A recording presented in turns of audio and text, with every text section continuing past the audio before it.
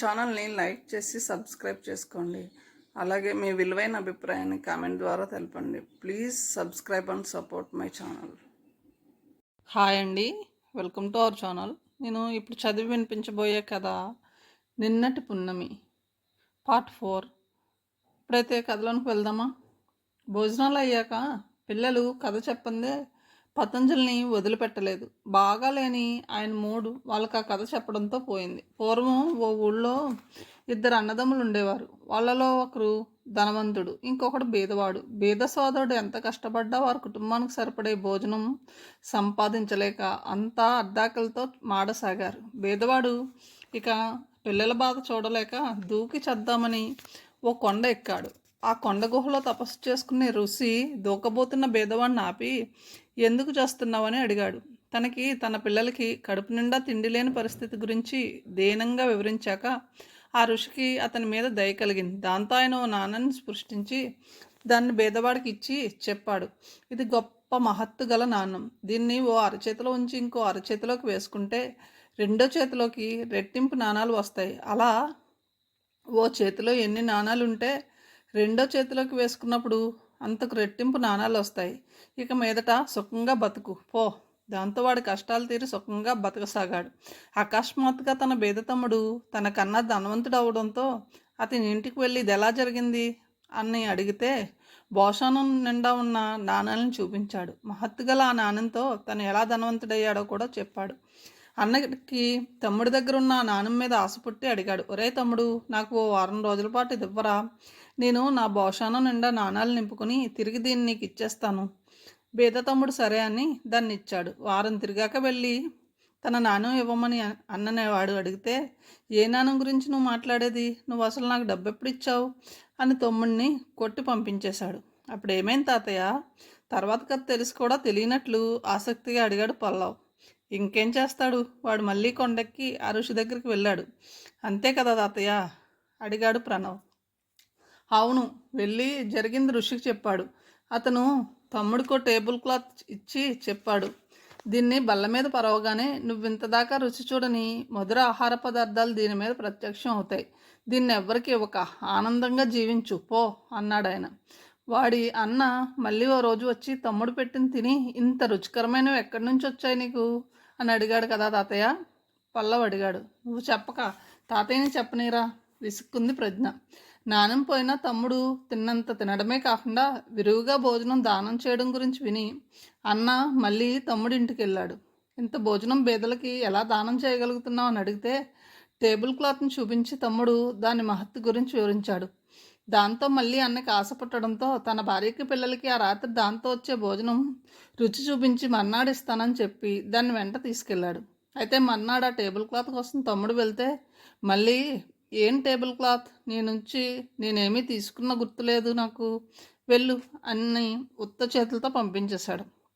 ఇంకేం చేస్తాడు, మళ్ళీ తమ్ముడు ఏడుస్తా ఋషి దగ్గరికి వెళ్ళి జరిగింది చెప్పాడు. ఆయన తమ్ముడితో నీ అంత మూర్ఖుడు నువ్వే అని తిట్టి నీ మనీ పర్స్ ఇచ్చి దీని మీద వేలుతో 3 సార్లు కొట్టి, ఓ మనీ పర్సా నీకు తోచింది ఇవ్వు అని చాలు అని చెప్పి పంపాడు. తమ్ముడు వెంటనే ఆ పర్స్ మీద వేలుతో 3 సార్లు కొట్టి, ఓ మనీ పర్సా నీకు తోచింది ఇవ్వు అన్నాడు.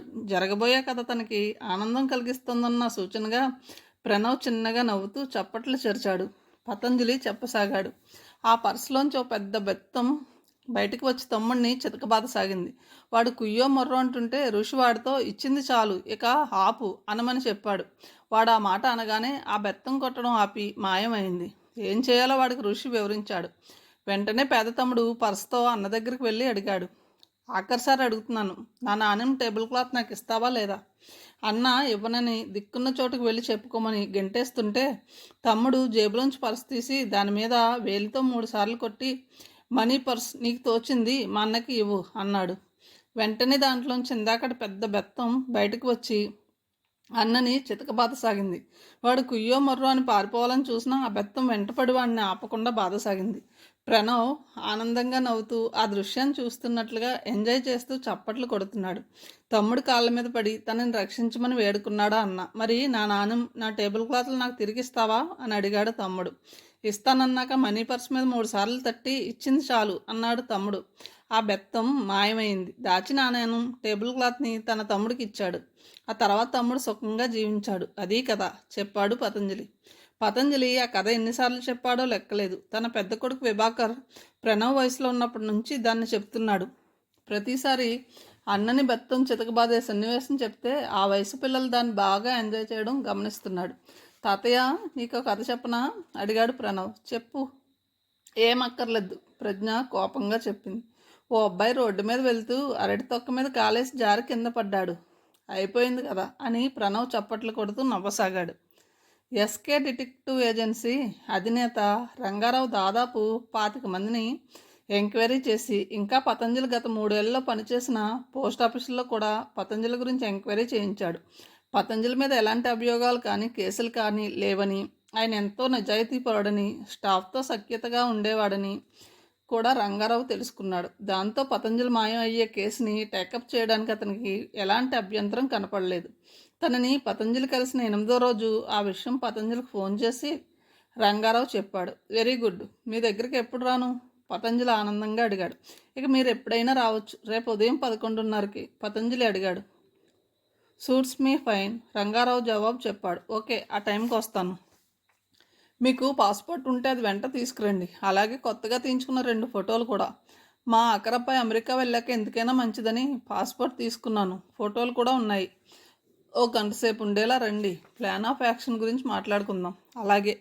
పతంజలి ఫోన్ పెట్టేశాక విభాకర్ అడిగాడు. ఎవరు నాన్న రమ్మంటున్నారు నిన్ను? ఆ ప్రశ్నకి అబద్ధం ఏం చెప్పాలో వెంటనే పతంజలికి తట్టలేదు. నిజం చెప్పే విషయం కాదు కాబట్టి ఏం చెప్పకుండా మిన్నకుండిపోయాడు. విభాకర్ ఆ విషయం మీద తిరిగి ప్రత్యేక ఆసక్తిని చూపించలేదు. క్యారెట్ పచ్చడి వేసుకోమంటే వేసుకునని గొడవ చేస్తున్నాడు పల్లవ్. తినరా వెధవా? నాకు క్యారెట్లు ఇష్టం లేదు తాతయ్య. ఏడ్చావు. క్యారెట్లు తినకపోతే ఎలా పెరుగుతావు అనుకున్నావు? మనం పెరిగేది క్యారెట్ల వల్ల కాదు తాతయ్య, బర్త్డేస్ వల్ల, ప్రణవ్ సీరియస్గా చెప్పాడు. వాడి సమాధానానికి నవ్వొచ్చింది పతంజలికి. ఎత్తుకుని వాడిని ముద్దు పెట్టుకున్నాడు. అది చూసి భ్రమర కూడా నవ్వుతూ చెప్పింది. వీడికి ఇన్ని తెలివితేటలు ఎక్కడి నుంచి వచ్చాయో. నిన్న ఏం జరిగిందో చెప్పనా? సినిమాకని బయలుదేరాం. నేను మేకప్ చేసుకుంటుంటే మీ అబ్బాయి టైం అయిందని విసుక్కుంటూ చీకటి హాల్లో నీ మేకప్ ఎవరు చూడరు కానీ రా అన్నారు. అప్పుడు వీడు మమ్మీకి మేకప్ అక్కర్లేదు అన్నాడు. ఏం? అది లేకుండానే మీ అమ్మ బాగుంటుందా అని వినతి అడిగితే అది కాదు పిన్ని, అసలు మేకప్ వేసుకున్న మమ్మీ బాగుండదుగా అన్నాడు. నవ్వింది. ఎరా అలా అన్నావా? పతంజలి అడిగాడు. ఒక్కోసారి పిల్లలు తమ మూడ్లో ఉంటారు కానీ పెద్దవాళ్ళ మూడ్లోకి వచ్చి ఓ పట్టాన్ని జవాబు చెప్పరు. ప్రణయ్ విషయంలో అలాగే జరిగింది. కంచంలో అన్నాన్ని కుప్పలుగా పోసి వాటిలో వేలు దూర్చి కన్నాలు చేస్తున్నాడు. నీకు ఆకలేదు కానీ లే, ఊరికే అల్లరి చేయకు, వినతి చెప్పింది. ఆ రాత్రి ప్రణవ్కి జ్వరం బాగా వచ్చింది. మర్నాడు ఉదయానికి జ్వర తీవ్రత పెరిగి మూసిన కన్ను తెరవలేదు. ఒంటి మీద మీజిల్స్ తాలూకు దద్దుర్లు చాలా కనిపించాయి. పల్లవుని పంపి పార్క్ నుంచి వేపాకు కోసి తెప్పించి పక్క మీద చల్లారు. భ్రమర ఆఫీస్ మానేసిందా రోజు. పతంజలి కోసం అతని ఆఫీసులోనే ఒక అతను ఫోన్ చేశాడు. సార్, మీ గురించి ఎవరో వచ్చి మన పోస్ట్ ఆఫీస్లో ఎంక్వైరీ చేశారు నిన్న చెప్పాడు. ఎలాంటి ఎంక్వైరీ? అప్పులు ఏమైనా ఉన్నాయా, కేసులు ఏమైనా ఉన్నాయా అని మీకు తెలియాలని ఫోన్ చేస్తున్నాను. సరే, థ్యాంక్స్. అలాగే ఎస్ఎస్పి ఆఫీస్ నుంచి కూడా ఇంకొకరు ఫోన్ చేశారు. అది పతంజలి పని చేసిన పోస్ట్ ఆఫీస్కి హెడ్ ఆఫీస్. అతను అదే విషయం చెప్పాడు. ఆ ఎంక్వైరీలు రంగారావు పని అయి ఉంటుందని అనుకున్నాడు. సీనియర్ సూపరింటెండెంట్ ఆఫీస్ నుంచి వచ్చిన ఫోన్ కాల్లో ఆయనకి ఇంకో ఫ్యామిలీ ఉందా అని కూడా అడిగాడని చెప్పడంతో పతంజలి అతను నవ్వుకున్నారు. ఉదయం అద్దంలో మొహం చూసుకుంటే పతంజలికి జుట్టు పెరిగిందని తెలిసింది. తన భార్య సుగుణ గుర్తుకొచ్చింది. చొక్కా కలర్ కొద్దిగా మురికైతే షాంపూ పోసుకోమని, జుట్టు పెరిగితే కటింగ్కి వెళ్ళమని గుర్తు చేస్తే తప్ప పతంజలి తనంతట తానుగా ఎన్నడూ సెలూన్కి వెళ్ళలేదు. అది ఉంటే ఎప్పుడో చెప్పేది అనుకున్నాడు. సెలూన్కి వెళ్ళొస్తానని కోడలతో చెప్పాడు. వెంటనే వినతి చెప్పింది. పల్లవును కూడా తీసుకెళ్ళండి మామయ్య, వాడికి పెరిగింది. ఇద్దరు పొద్దున్నే సెలూన్కి బయలుదేరారు. ఇద్దరికి పక్క పక్కనే దొరికాయి సీట్లు. అకస్మాత్తుగా పల్లవ్ తనకి కట్ చేసే బార్బర్ని అడిగాడు. నాకు తాతయ్యలా కట్ చేయవా అంటే ఎలా అడిగాడు అతను అర్థం కాక. మధ్యలో ఖాళీ, చుట్టూ జుట్టు. అది విన్న కస్టమర్స్ అంతా పక్కన నవ్వారు, ఒక్క పల్లవ్ తప్ప. ఇంటికొచ్చి స్నానం చేశాక పాస్పోర్ట్ ఫోటోలు తీసుకుని భ్రమర్తో చెప్పాడు పతంజలి. నేను బయటకు వెళ్ళొస్తానమ్మా, మళ్ళీ రావడానికి 1.5 గంటల సేపు పట్టొచ్చు. అలాగే మావయ్య, చెప్పింది ఆమె. ఎక్కడికి అని అడగలేదు. అడిగితే పెన్షన్ ఆఫీస్ కానీ పతంజలి అబద్ధపు జవాబు ఆలోచించి పెట్టుకున్నాడు. Welcome back. పతంజలిని చూడగానే రంగారావు చిరునవ్వుతో చెప్పాడు. ఆయన కూర్చున్నాక రంగారావు సిగరెట్ వెలిగించుకున్నాడు. ఈసారి పతంజలిని అందుకు అనుమతి అడగలేదు. పతంజలి ఇచ్చిన పాస్పోర్ట్ని తిరగేసి దాని నెంబరు, ఇతర వివరాలు రాసుకున్నాక తిరిగి ఇచ్చేస్తూ చెప్పాడు. మాయం అయ్యే వాళ్ళకి పాస్పోర్ట్ ఉంటే దాని వివరాలు తెలుసుకుని ఉంచుకుంటాను. తర్వాత అతను క్రిమినల్ అని తేలితే పోలీసులకు ఆ వివరాలు వాలంటీర్గా ఇస్తాను. మీరు నిజాయితీగా లేకపోతే ఈ వృత్తిలో ఎక్కువ కాలం ఉండలేరు. పతంజలి ఒప్పుకున్నాడు. నేను చెప్పినన్నిటికీ మీరు ఒప్పుకుని ప్రొసీడ్ అవుతున్నట్లేగా? రంగారావు అడిగాడు. పతంజలి అంగీకారంగా తల ఊపాడు. మీరు మాయం అయ్యాక మీ జీవితాంతం మీ పోషణ, మెడికల్ ఎక్స్పెన్సెస్ వగైరాలకి మీరు ఎలా ప్రొవైడ్ చేసుకుంటున్నారు? ఆ విషయం ఆలోచించారా? పతంజలి మళ్ళీ తల ఊపాడు. అందుకు సరిపడా క్యాష్ ప్రొవైడ్ చేసుకోబోతున్నాను చెప్పాడు. సోర్స్ నా ప్రాపర్టీ అమ్మి, అది నా స్వార్జితం, ప్లస్ బ్యాంక్లో ఎఫ్డీలు ఉన్నాయి. So it is final, no second thoughts. It is final, no second thoughts. Very good. మీ చేతివేలు ఎలా ఇవ్వండి. పతంజలి కుడి ఎడమ చేతివేలని రబ్బర్ స్టాంప్ ఇంక్ ప్యాడ్లో అదిమి ఆ ముద్రల్ని ఓ దళసరి కాగితం మీద వేశాడు. తర్వాత పాస్పోర్ట్లోని పేరు, డేట్ ఆఫ్ బర్త్, చిరునామా లాంటి వివరాలు ఆ వేలిముద్రల కింద నింపాడు. ఇవి అవసరం వస్తే పోలీసులకు ఇవ్వడానికైనా? పతంజలి నవ్వుతూ అడిగాడు. మల్టీపర్పస్, ఉత్తరోత్తర బాడీ ఐడెంటిఫికేషన్కి అవసరం కావచ్చు. ఎవరి నుంచైనా పారిపోతే వాళ్ళకి ఎలాగో తిరిగి చిక్కి చంపబడే అవకాశాలు కొందరి విషయంలో ఉంటాయి. అందుకని అది వారి దేహం అని రుజువు చేయడానికి వారి వేలిముద్రలు, ఫోటోలు, పాస్పోర్ట్ వివరాలు తప్పనిసరిగా మా దగ్గర ఉంచుకుంటాం. మీవి విల్స్? ఓ చిన్న భూతద్దంలో పతంజలి వేలిముద్రలను పరిశీలించి రంగారావు ఆయనకు చెప్పాడు. ప్రశ్నార్థకంగా చూశాడు పతంజలి. ఎవరి వేలిముద్రలైనా కూడా 3 కేటగిరీల్లో ఓ దానిలోకి వస్తాయి. 1 ఆర్చెస్, 2 లూప్స్, 3 విల్స్. చూడండి. దాన్ని అందుకుని పతంజలి భూతద్దంలో తన వేలిముద్రలను చూశాడు. ఆర్చెస్లో మళ్ళీ 2 రకాలు, అలాగే లూప్స్లో కూడా 2 రకాలు, విల్స్లో 4 క్లాసిఫికేషన్స్ ఉన్నాయి. మొత్తం 8. నాది ఏ రకం అంటారు? అడిగాడు పతంజలి ఆసక్తిగా. డబుల్ లూప్ అంటారు, plain will, central pocket loop, double loop, ఇలా యాక్సిడెంటల్ విల్స్ని 4 విభాగాలుగా హెన్రీ క్లాసిఫై చేశాడు. నేరస్తులను పట్టుకోవడానికి ప్రపంచంలో వేలిముద్రలను మొదటగా ఉపయోగించింది భారతదేశమే. 1897లో సర్ హెన్రీ అనే బ్రిటిషర్ మన దేశంలో ఐజీపీగా పనిచేస్తూ వేలిముద్రల మీద ఆసక్తి కలిగి 3 ఏళ్ళు పరిశోధనలు జరిపాడు. ఒకరి వేలిముద్రలు ఇంకొకరికి కార్బన్ కాపీలా ఉండవని, ఆఖరికి కవలల వేలిముద్రలలో కూడా తేడాలు ఉంటాయని ఆయన తెలుసుకున్నాక నేర పరిశోధనలో వీటిని ప్రవేశపెట్టాడు. హెన్రీ పద్ధతిలో చేసిన 8 రకాల క్లాసిఫికేషన్స్ని ఆయన పేరుతో పిలుస్తున్నారు. ఆ కాగితం మీద పతంజలి సంతకం తీసుకున్నాక రంగారావు చెప్పాడు. నేను ఫోర్సెస్లో పనిచేసేటప్పుడు ఈ పద్ధతులన్నీ నేర్చుకున్నాను. ప్రిలిమినరీస్ పూర్తయ్యాయి. ఇక ఈ ఒక్క కాగితం మీద కూడా మీరు సంతకం చేస్తే సరి. రంగారావు ఇచ్చిన కంప్యూటర్ ప్రింటౌట్లో తను మాయం అవడం కేవలం తన కోరిక ప్రకారమే జరుగుతుందని, అందుకు తగ్గ సర్వీసెస్ని తనకి అందజేయడం మినహా ఎస్కే డిటెక్టివ్ ఏజెన్సీకి ఇందులో ఎలాంటి ఇతర సంబంధం లేదని, వాళ్ళు కేవలం కన్సల్టెంట్ కెపాసిటీలో మాత్రమే తన తరపున పనిచేస్తున్నారని ఉంది. సందేహించకుండా కాగితం మీద పతంజలి తన సంతకం చేసిచ్చాడు. ఆ కాగితాలను రంగారావు ప్లాస్టిక్ ఫోల్డర్లో ఉంచి దాన్ని డ్రాయర్ సొరుగులో ఉంచుకున్నాక చెప్పాడు. Now everything is in order. ఇప్పుడు చెప్పండి, ఎలా మాయం అవ్వాలనుకుంటున్నారు? మతి భ్రమించా? మిస్టీరియస్గానా? అంటే ఏ కూరలకో బయటకు వెళ్ళి ఇంటికి తిరిగి రారు, లేదా ఎవరికి అంతుపట్టని విధంగా మిమ్మల్ని ఎవరో బలవంతంగా తీసుకెళ్ళినట్లుగానా? అది సాక్ష్యంతోనా, లేక మీరే ఉత్తరం రాసిపెట్టా? ఇంకా చాయిస్లు ఏమైనా ఉన్నాయా? పతంజలి అడిగాడు. ఆఖరి చాయిస్ డెత్, మరణించినట్లుగా. కానీ అది కుటుంబ వ్యవహారాల్లో అనవసరం. ఎవరి నుంచైనా ప్రమాదం ఉండే సందర్భాల్లోనే. నాది ఆఖరి చాయిస్. పతంజలి మధ్యలో అడ్డుపడి చెప్పాడు. దేనికి? మిమ్మల్ని ఎవరు చంపాలనుకోవడం లేదుగా. నా పిల్లలు పోలీస్ రిపోర్ట్ ఇస్తే వారు నా కోసం వెతుకుతారు, అది కూడా అవాయిడ్ చేద్దామని. ఐసీ, రీజనబుల్ ఆన్సరే. ఆల్ రైట్, అరేంజ్ చేస్తాను. మాయం అవ్వడానికి మీరు ఎన్నుకున్న పద్ధతిలోని చిక్కేమిటంటే, ఏం అవసరం వచ్చినా సరే మీరు ఇక చస్తే మీ పిల్లల్ని కాంటాక్ట్ చేయకూడదు. అన్ని ఆప్షన్స్ క్లోజ్ చేసుకోదలుచుకున్నాను కాబట్టి మరణించినట్లుగా భ్రమ కలిగించి మాయం అవడం బెటర్ అనుకుంటున్నాను, పతంజలి చెప్పాడు. బాగా ఆలోచించారుగా. ఆహా, వాళ్ళతో నాకు ఏ అవసరం రాదు. నిజానికి నేను వాళ్ళతో ఉంటున్నానే కానీ జీవించడం లేదు. జీవించదలుచుకుని మాయమవుతున్న నేను ఇక మీదట వాళ్ళని ఎందుకు కాంటాక్ట్ చేస్తాను? వాళ్ళ ఉద్దేశంలో నేను వాళ్ళ కుటుంబానికి అవుట్ సైడర్ని, పైగా వాళ్ళకో బర్డెన్ని. ఇది నా ఫీలింగ్ కాదు, వాళ్ళ ఫీలింగ్. ఓ వయసు వచ్చాక మనుషులు బతకడం వృధా అని తెలుసుకున్నాక నేను మరణించి మాయమవడం సబబు తప్ప వాళ్ళ మధ్య ప్రేమరాహిత్యంతో వారి మధ్య ఉండడం వేస్ట్ అని మిమ్మల్ని కాంటాక్ట్ చేశాను. పతంజలి ఆ మాటలు విని ఎంతో బాధగా స్పష్టంగా మెల్లిగా చెప్పాడు. రంగారావు కొద్దిసేపు నిశ్శబ్దంగా ఉండిపోయాడు. తర్వాత అడిగాడు, సెటిల్ అవ్వడానికి ఎక్కడికి వెళ్దామని అనుకుంటున్నారు? మీకు ఏదైనా స్పెసిఫిక్ ఐడియా ఉందా లేదా? అది నన్నే చూడమంటారా? నాకు స్పెసిఫిక్ ఐడియా ఉంది, పతంజలి చెప్పాడు. అది మీ పిల్లలకు తెలిసిన ప్లేస్ కాదు కదా. కాదు, వాళ్ళు నా కోసం వెతకాలనుకున్న ఆ చోటు గురించి వాళ్ళకి తెలియదు.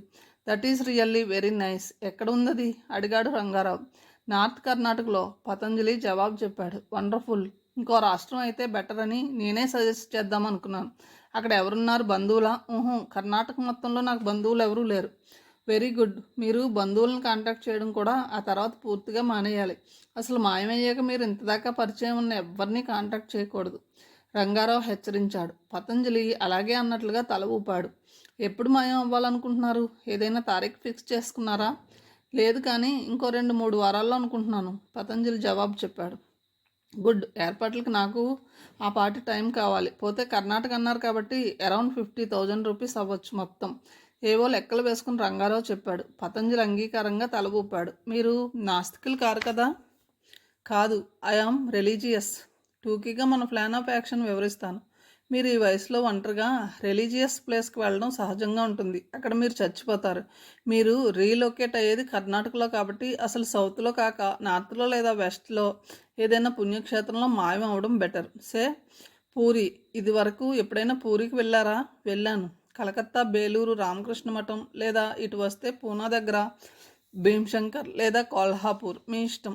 నాకు ప్రయాగ చూడాలని ఉంది. ప్రయాగ్ అంటే నార్త్, అది ఓకే. కాశీ కూడానా? 2 దగ్గరేగా. ముందు కాశీ, తర్వాత ప్రయాగ. ఇది వరకు లక్ష్మణరావు అనే మిత్రుడితో కాశీ వెళ్ళినప్పుడు నాకు ఇష్టమైన క్యాబేజీని అక్కడ వదిలేశాను. ఈసారి నా కుటుంబాన్ని వదిలేస్తాను. ఈవెంట్ ప్రయాగ్లో జరిగేలా ఏర్పాటు చేయండి, పతంజలి అర్థించాడు. షూర్, అలాగే చేద్దాం. ప్రయాగలో మీరు మరణించారన్న ప్రూఫ్ మీ వాళ్ళకి అందుతుంది.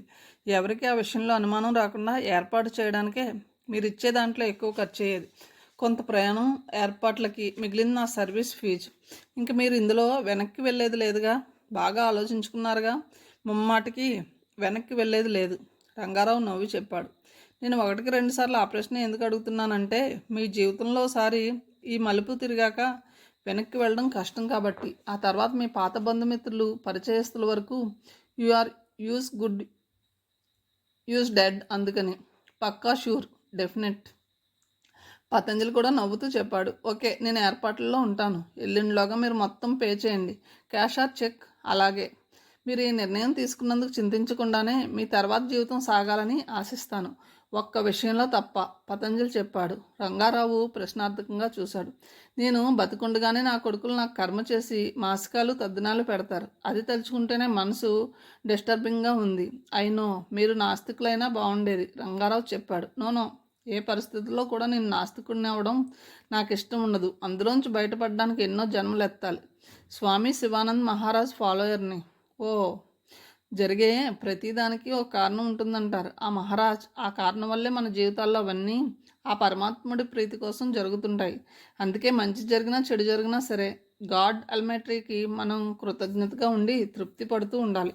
మనం ఏ పరిస్థితుల్లో ఉంటే బాగుండేదో ఎంచుకుని దేవుడు మనల్ని సరిగ్గా అలాంటి పరిస్థితుల్లో ఉంచుతాడన్నది శ్రీ స్వామి శివానందజీ బోధిస్తారు. అంచేత విచారం కలిగే పరిస్థితుల్లో దేవుడు మనల్ని పడేసినా దుఃఖపడక్కర్లేదు. ఎంచేతంటే అంతకంటే ఎక్కువ దుఃఖం కలిగే పరిస్థితుల్లోకి మనం పోకుండా తక్కువ దుఃఖం కలిగించే పరిస్థితుల్లో సర్వాంతర్యామి ప్రతి జీవిని ఉంచుతాడు. Good philosophy.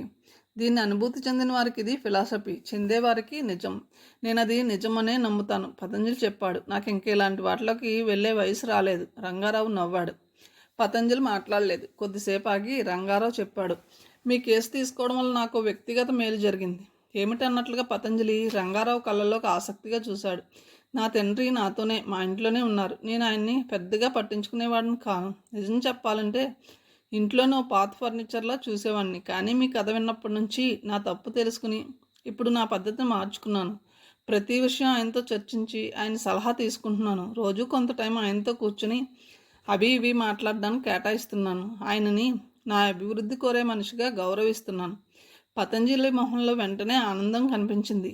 ఆయనతో కలిసి భోజనం చేస్తున్నారా అడిగాడు ఆయన. లేదు, ఎందుకంటే మా భోజనాల టైం క్లాష్ అవుతాయి. ఆయనతో కలిసి భోజనం చేసేలా మీ విషయాలన్నీ అలా ప్లాన్ చేసుకోండి. అలాగే అనుభవం మీద మీరు చెప్పేది ఏది కాదనలేను. రంగారావు ఒప్పుకున్నాడు. డబ్బు మర్నాడు డ్రా చేసి తీసుకోమని తనతో తెచ్చిన 45,000 చెక్ మీద పతంజలి సంతకం చేసి ఇచ్చాడు. రంగారావు సలహా మీద అతని పేరు రాయకుండా సెల్ఫ్ చెక్ ఇచ్చాడు. ఎందుకంటే రేపు నా పేరిట ఉన్న ఈ చెక్ ద్వారా నన్ను ఎవరైనా ట్రేస్ చేస్తే మీరు మాయం అవడం వెనుక నా హస్తం ఉండొచ్చని భావించవచ్చు. మనం ఇతరులకు ఎలాంటి అనుమానాలకి ఆస్కారం ఇవ్వకూడదు. పోతే ఎస్బీ అకౌంట్లో ఇంత మొత్తం ఎందుకు ఉంచారు? ఫిక్స్డ్ డిపాజిట్లో అయితే ఎక్కువ వడ్డీ వస్తుందిగా రంగారావు అడిగాడు. మా ఆవిడ పోయినప్పటి నుంచి నేను ఈ మొత్తాన్ని ఎస్బీ అకౌంట్లోనే వడ్డీ చూసుకోకుండా ఉంచుతున్నాను. నాకు ఏదైనా అయితే హాస్పిటల్ ఖర్చులకి లేదా అవసరం లేకుండా పోతే కర్మకాండలకి ఖర్చు చేయడానికి ఆ డబ్బుని వినియోగించమని మా పిల్లలకి చెప్పాను. ఐసి అలాంటప్పుడు మీరు మాయం అవబోయే ముందు దీన్ని డ్రా చేసేస్తే తర్వాత వాళ్ళకి మీరు ఆ పని ఎందుకు చేశారని అనుమానం రాదా? రంగారావు ప్రశ్నించాడు. రాదు. ఎందుకు రాదు? వాళ్ళు మీలా డిటెక్టివ్లు కాదు కనుక అని నవ్వి మళ్ళీ చెప్పాడు పతంజలి. ఆ అనుమానం రాకుండా వాళ్ళకి కూడా ఏదో సబమైన కారణమే చెప్తాను. That is always better. అప్పటికప్పుడు తెలుగు క్యాలెండర్ తెప్పించి తిథులు వర్జాలు చూసి కాశీకి బయలుదేరడానికి 2 వారాల తర్వాత ఓ తారీఖుని పతంజలి చెప్పాడు. తను కాశీలో 3 నిద్రలు చేయదలుచుకున్నానని, 4వ రోజు ప్రయాగ్కి వెళ్తానని చెప్పాడు. ప్రయాగ్లో కూడా నిద్ర చేయదలుచుకున్నానని చెప్పాడు. రైల్లో అక్కడి నుంచి మీకు ఢిల్లీ నుంచి బస్సులో మధురకి టికెట్స్ రిజర్వ్ చేయిస్తాను. 2 రోజుల తర్వాత మళ్ళీ ఢిల్లీకి, ఓ రోజు ఢిల్లీ సైట్ సీయింగ్కి, మర్నాడు ఢిల్లీ నుంచి హైదరాబాద్కి రైలు టికెట్లను రిజర్వ్ చేస్తాను. ఇవి ప్రయాగ్లో మీరు బస్ చేసే హోటల్లో పోలీసులకు దొరుకుతాయి. అలాగే పతంజలి ఒప్పుకున్నాడు. మీరు ప్రయాగ చేరేది రాత్రికి. మర్నాడు సాయం సంధ్య వేళ త్రివేణి సంగమానికి స్నానానికి బయలుదేరతారు. ఆ తర్వాత మీరు హోటల్కి తిరిగి రారు. మీకు ఈత వచ్చా? వచ్చు, కానీ ఆ సంగతి మా అబ్బాయిలకి అమ్మాయిలకి తెలియదు. సుగునికి తెలుసు, కానీ అది లేదు. త్రివేణి సంగమంలో మీరు మిస్ అయ్యారని పోలీసులకు తెలుస్తుంది. మీ బట్టలు ఒడ్డున దొరుకుతాయి, చెప్పులు కూడా. మీరు లోపలికి వెళ్ళి అర్ఘ్యం వదులుతుండడం చూసామని 2 సాక్షులు చెప్తారు. వాళ్ళు మా వాళ్ళే. మీ అరుపులు లీలగా విన్నానని ఓ ఫారినర్ కూడా సాక్ష్యం చెప్తాడు. ఫారినర్? అవును, నేను పెట్టే ఎక్కువ ఖర్చు ఇది. ఫారినర్ చెప్పే సాక్ష్యానికి విలువ ఎక్కువ, ఎందుకంటే అతనికి అబద్ధం ఆడడానికి ఎలాంటి మోటివ్ ఉండదు. ఫారినర్స్ ఇప్పుడు తరచూ మన పుణ్యక్షేత్రాలని సందర్శిస్తున్నారు. ఆ రోజుకో ఫారినర్ అక్కడ ఉండేలా ఏర్పాటు చేస్తాను. హోటల్ వాళ్ళు మీకోసం చూసి రాకపోతే రిజిస్టర్లో మీరు రాసే మీ ఇంటి నంబర్కి ఫోన్ చేస్తారు. మీరు బస చేసిన హోటల్కి మీ వాళ్ళు ఎవరైనా వచ్చి మీ సామాను తీసుకెళ్తారు. హోటల్ గదిలో మీ పాస్పోర్ట్ ఉంటుంది. మీరు అలా ఏ దేశానికో మాయం అయ్యారన్న ఆలోచన రాకుండా అది హెల్ప్ చేస్తుంది. అది కాక కనీసం టూత్పేస్ట్ డబ్బా, టూత్బ్రష్, చెప్పులు లాంటివి వదిలి ఎవరు అకస్మాత్తుగా మాయం అవరుగా. నది ఒడ్డున మీ బట్టల్లో 10,000 దాకా క్యాష్ కూడా పోలీసులకు దొరుకుతుంది. మధ్యలో ఎవరైనా కొట్టేస్తే? ఓ సందేహంగా అడిగాడు పతంజలి. మీ దుస్తులను కొనుక్కుని పోలీసులకు ఇచ్చేది మా మనిషే అయినప్పుడు ఆ ప్రసక్తే లేదు. ఇందుకోసం ప్రత్యేకంగా 2 నాగపూర్ నుంచి ప్రయాగ వెళ్తారు. వారు నాతో ఆర్మీతో పనిచేసిన ఉద్యోగస్తులు. ఓ, ఇంకేమైనా సందేహాలు ఉన్నాయా? నా బాడీ, ముఖ్యంగా వాళ్ళకి నా బాడీ దొరకాలిగా. దొరకదు. ప్రయాగ మీరు ఇదివరకు వెళ్ళలేదు కాబట్టి మీకు తెలియదు. త్రివేణి సంగమంలో శుద్ధ గంగా, యమున నదులు నీళ్లు కలుసుకుని ప్రవహిస్తాయి. అక్కడ నీరు సదా ప్రవహిస్తూనే ఉంటుంది. ఇప్పుడున్న నీరు మరో నిమిషం తర్వాత ఉండదు. అలా కలిసి ప్రవహించి మళ్ళీ చీలి చివరికి సముద్రంలో కలిసిపోతాయి. ఎక్కడని మీ బాడీ కోసం వెతకడం? పైగా యూపీ పోలీసుల గురించి మీకు తెలియదు. మీ బాడీ వెతకాలంటే ఎవరైనా వాళ్ళ చేతిలో వాళ్ళు తృప్తి చెందేంత డబ్బు ఉంచాలి. పతంజలికి ఆ పథకం బాగానే ఉన్నట్లుగా అనిపించింది. వినటానికి తేలిగ్గా ఉండొచ్చు. మీరు పుట్టడానికి మీ అమ్మ ఎంత కష్టపడిందో నాకు తెలియదు, కానీ మీరు చావడానికి మాత్రం నేను ఈ పథకం రచనకి ఎంతో కష్టపడ్డాను. ఎగ్జిక్యూషన్ కూడా అంతే కష్టపడాలి. రంగారావు నవ్వుతూ చెప్పాడు.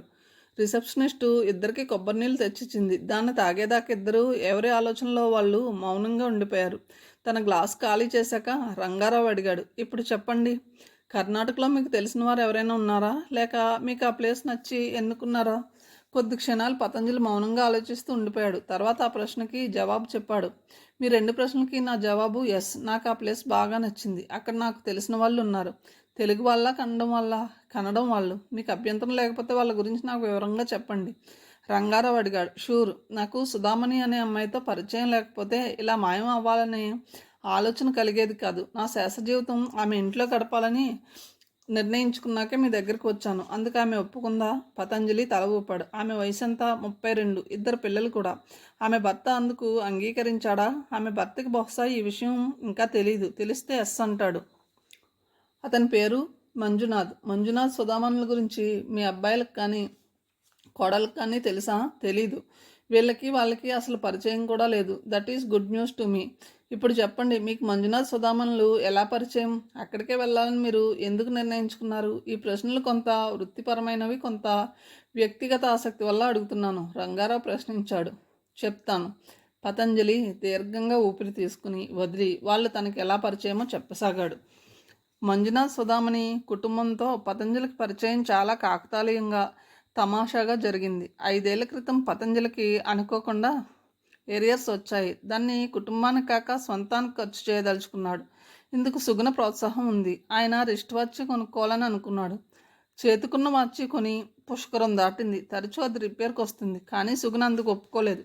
గత 3 ఏళ్ళుగా మీకు బదిలీ లేదు, ఇదే ఊళ్ళో ఉన్నారు. ఆ డబ్బుతో ఎటైనా వెళ్ళిరండి, మీకు కాస్తంత రిలీఫ్గా ఉంటుంది సలహా ఇచ్చింది. ఎక్కడికి వెళ్ళను అడిగాడు ఆయన. మీరే గోవా బాగుంటుందని అంటుంటారుగా, అక్కడికి వెళ్ళిరండి. నాకు ఎప్పుడో గోవా వెళ్ళే వయసు దాటిపోయింది. ముందు మాకు తీసుకునే వాళ్ళకి గోవా బాగుంటుంది నవ్వాడాయన. మందు మాకు తీసుకునే వాళ్ళకి గోవా బాగుంటుంది అన్నాడు నవ్వాడాయన. అయితే గోకర్ణం వెళ్ళే వయసు వచ్చింది కాబట్టి అక్కడికి వెళ్ళిరండి, హాస్యం ఆడింది సుగుణ. కరెక్ట్, అక్కడికే వెళ్తాను. ఏమిటి నిజంగానే? సుగుణ ఆశ్చర్యంగా అడిగింది. అవును, మన వాళ్ళు చెప్పేది గోకర్ణంలో పూజారి ఉండడని, మనమే లింగాన్ని ముట్టుకొని పూజ చేయవచ్చని. నువ్వు రా. నాకు ఓపిక లేదు. మీరు ఎక్కడికి వెళ్ళాలనుకుంటే అక్కడికి వెళ్ళిరండి. సుగుణకి హిస్టరెక్టమీ ఆపరేషన్ అయ్యి అట్టే కాలం కాలేదు. మెట్లు ఎక్కకూడదు. పతంజలికి గోకర్ణానికి ఎలా వెళ్ళాలో, అసలు అది ఏ రాష్ట్రంలో ఉందో కూడా తెలియదు. పోస్ట్ ఆఫీస్లో తనతో పనిచేసే తీర్థయాత్రల మీద ఆసక్తి గల ఒకరిని ఎంక్వైరీ చేసి అది కర్ణాటక రాష్ట్రంలో ఉందని తెలుసుకున్నాడు. హైదరాబాద్లోని ఓ కామత్ హోటల్కి వెళ్ళినప్పుడు ఆర్డర్ తీసుకోవడానికి వచ్చిన స్టీవ్ ఆర్డర్ని గోకర్ణం గురించి అడిగాడు. అతను నార్త్ కర్ణాటకలో పుట్టి పెరిగిన వ్యక్తి అవడంతో హుషారుగా చాలా వివరాలు చెప్పాడు. గోకర్ణం, మురుడేశ్వర్, కొల్లూరు, ఉడిపి, ధర్మస్థలం, శృంగేరిలు సమీపంలోనే ఉన్నాయని, వాటిని 4-5 రోజుల్లో కవర్ చేసి చూడవచ్చని, మళ్ళీ వెళ్ళరు కాబట్టి అన్నిటినీ ఒకేసారి చూసిరమ్మని సలహా చెప్పాడు. ఎక్కడి నుంచి ఎక్కడికి ఎంత దూరమో, ఎలా వెళ్ళాలో, ఏ ప్రకారం వెళ్ళాలో అతను కాగితం మీద ఓపిక్గా రాసిచ్చాడు. గోకర్ణంతో స్టార్ట్ చేసి శృంగేరి లాస్ట్లో చూడవచ్చు, లేదా శృంగేరి టు గోకర్ణంకి వెళ్ళొచ్చు. మీకు ఇంకా టైం ఉంటే గోకర్ణం నుంచే గోవాకు కూడా వెళ్ళొచ్చు. అక్కడి నుంచి గోవాకు 5-6 గంటలు బస్ జర్నీనే, స్టీవార్డ్ చెప్పాడు. గోవాకు కుదరలేండి. అయితే గోకర్ణంకి ముందు వెళ్ళండి. నార్త్ కర్ణాటక చాలా బాగుంటుంది. అక్కడ ప్రజలు ఎంతో మంచివాళ్ళు కూడా. చివరిలో శృంగేరి నుంచి బెంగళూరుకి బస్సులో వెళ్ళి అక్కడి నుంచి రైల్లో హైదరాబాద్ తిరిగి రావచ్చు. ఇంటికి వచ్చాక సుగుణకి ఆ వివరాలు చెప్పాడు. గోకర్ణం నుంచి శృంగేరి దాకా ఎలాంటి రిజర్వేషన్లు అక్కర్లేదుట. బస్సులు వెంటనే దొరుకుతాయట. శృంగేరి నుంచి బెంగళూరుకి బస్సులో చేరుకోవచ్చు. ముందే ఫలానా రోజు అనుకుని అక్కడి నుంచి ఆ రోజుకి రైల్లో హైదరాబాద్కి రిజర్వేషన్ చేయించుకుంటే చాలు. వెళ్ళి రండి. పుణ్యక్షేత్రాలంటే ఇష్టమే కదా మీకు? సుగుణ ప్రోత్సహించింది. హైదరాబాద్ నుంచి హుబ్లీకి, అక్కడి నుంచి తను తిరిగి ఎప్పుడు బెంగళూరు చేరుతాడో సుమారుగా లెక్క వేసుకుని ఆ తారీఖుకి 2 రోజులు కుషన్గా ఉంచుకుని బెంగళూరు చేరిన 2వ రోజు అక్కడి నుంచి హైదరాబాద్కి పతంజలి రైల్లో రిజర్వేషన్ చేయించుకున్నాడు. గోకర్ణానికి హుబ్లీ నుంచి 3 గంటల బస్సు ప్రయాణం. చాలా చిన్న ఊరది. ఆ పుణ్యక్షేత్రం వల్లే కొన్ని హోటళ్ళు అక్కడ వెలిసాయి.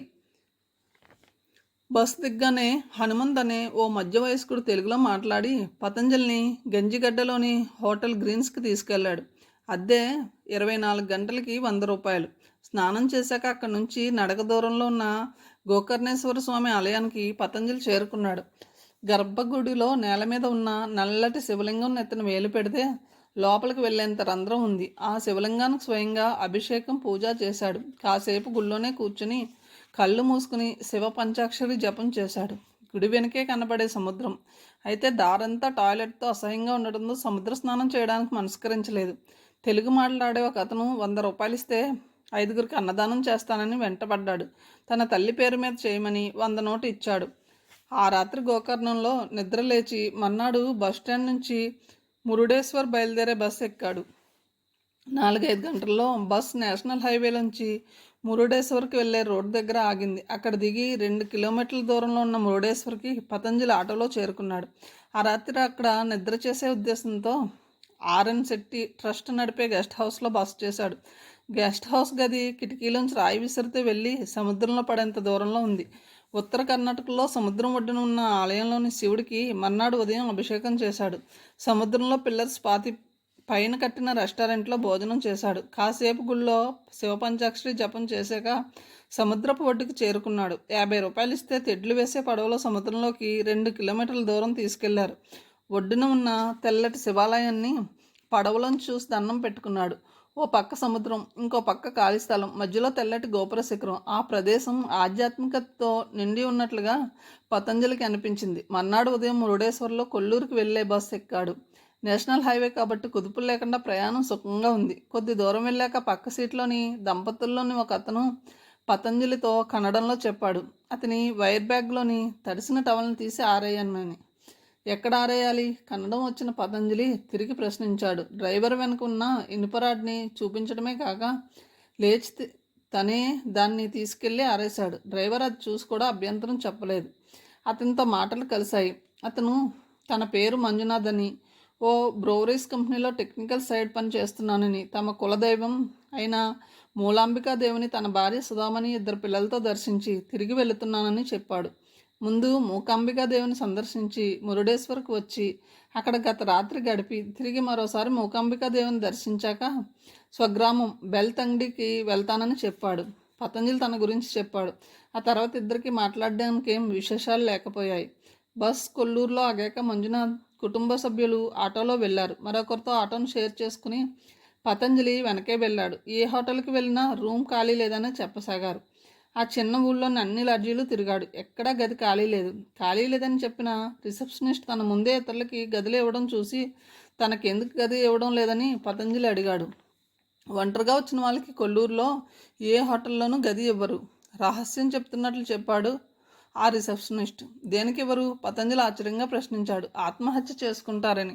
ఆత్మహత్యలకి ఈ ప్లేస్ అంత పాపులరా? పతంజలి మళ్ళీ ఆశ్చర్యంగా అడిగాడు. అవును, దేవి సమీపంలో మరణిస్తే మంచిదనుకుని ఏడాదికి ఇక్కడ కనీసం 4-5 ఆత్మహత్యలు చేసుకుంటారు. తర్వాత పోలీస్ కేసుకి శవాన్ని డిస్పోజ్ చేయడానికి చాలా ఖర్చు అవుతుంది. నేను ఆత్మహత్య చేసుకోవడం రాలేదు బాబు. రేపు ఉడిపికి వెళ్తున్నాను. సారీ సార్, సింగిల్ పర్సన్కి రూమ్ ఇస్తే మా ప్రొపరైటర్ ఊరుకోరు. రోడ్డు మీద చేతిలో ఎయిర్ బ్యాగ్ సూట్ కేసులతో నిస్సహాయంగా నిలబడి చూస్తున్న పతంజలి ఏం చేయాలని ఆలోచిస్తుండగా హోటల్ గదిలో దిగి స్నానాలు చేసి దేవాలయానికి వెళ్తున్న సుధామణి ఆయన్ని చూసి ఆగింది. ఇంకా హోటల్ గది తీసుకోలేదేం అని మంజునాథ్ అడిగాడు. పతంజలి అతనికి తన సమస్యను చెప్పాడు. అవును, ఇక్కడ ఒంటరి వాళ్ళకి గదులు ఇవ్వరు. భార్యాభర్తలు కొద్ది క్షణాలు తమలో తాము మాట్లాడుకున్నాక చెప్పాడు మంజునాథ్. మా హోటల్కి వెళ్దాం రండి, అక్కడ గది ఇప్పిస్తారా? పతంజలి ఆశగా అడిగాడు. ప్రయత్నిద్దాం. మంజునాథ్ అతని కుటుంబ సభ్యులు వెనక్కి తిరిగారు. పతంజలి వాళ్ళని అనుసరించాడు. పతంజలికి గది ఇవ్వమని కోరాడు మంజునాథ్. ఈయన మీకేమవుతారు? అప్పటికే గది కోసం వచ్చి వెళ్ళిన పతంజలిని గుర్తుపట్టడంతో కౌంటర్లోని క్లర్క్ ప్రశ్నించాడు. ఏం కారు? ఎంతకాలం నుంచి తెలుసు? ఇవాళే పరిచయం. అతను సారీ చెప్పాడు. ఎంత నచ్చ చెప్పాలని చూసినా వినలేదు. ముందు మా గదిలో మీ సామాను ఉంచి స్నానం చేయండి, సుధామణి ఆహ్వానించింది. పతంజలి ఆ పని చేశాడు. వాళ్ళతో కలిసి గుడికి బయలుదేరాడు. నేతి దీపం వెలిగించడానికి 10 రూపాయలు పెట్టి కంప్యూటర్ రసీదు కొన్నాడు. దర్శనానికి వెళ్ళాడు. మంజునాథ్కి సుధామణికి మూకాంబికాదేవి అంటే ఎంత భక్తో చూసి ఆశ్చర్యపోయాడు. తర్వాత అంతా కలిసి పక్కనే ఉన్న ఉచిత భోజనశాలలో భోజనం చేశారు. పతంజలికి మూకాంబికాదేవి ఫోటోని మంజునాథ్ కొనిచ్చి ఇంట్లో పూజలో పెట్టుకోమని చెప్పాడు. తాము సాయంత్రం దాకా గుళ్ళోనే కూర్చుంటామని, ఆయన్ని గదికి వెళ్ళి విశ్రాంతి తీసుకోమని గది తాళం చెవి ఇచ్చాడు. హోటల్ గదిలో మంజునాథ్ ఆ రాత్రి ఎక్స్ట్రా బెడ్స్ వేయించాడు. 2 పిల్లలు సుధామణి మంచం మీద పడుకుంటే మంజునాథ్ పతంజలి కింద బెడ్స్ మీద పడుకున్నారు. ఆ రాత్రి నిద్రపోయేదాకా పతంజలి ఆలోచిస్తూనే ఉన్నాడు.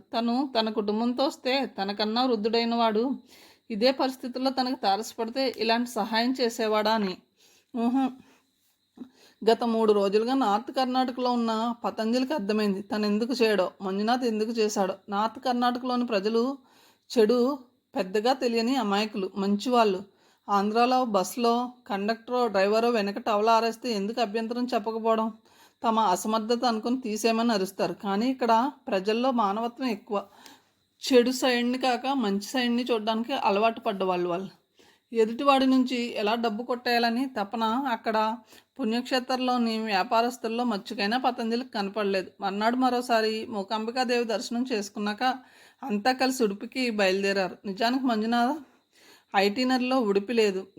ధర్మస్థలం చూసి తన స్వగ్రామం వెళ్ళాలన్నది అతని ప్లాన్. కానీ పతంజలి కోసం అతను కూడా ఉడిపికి వచ్చాడు.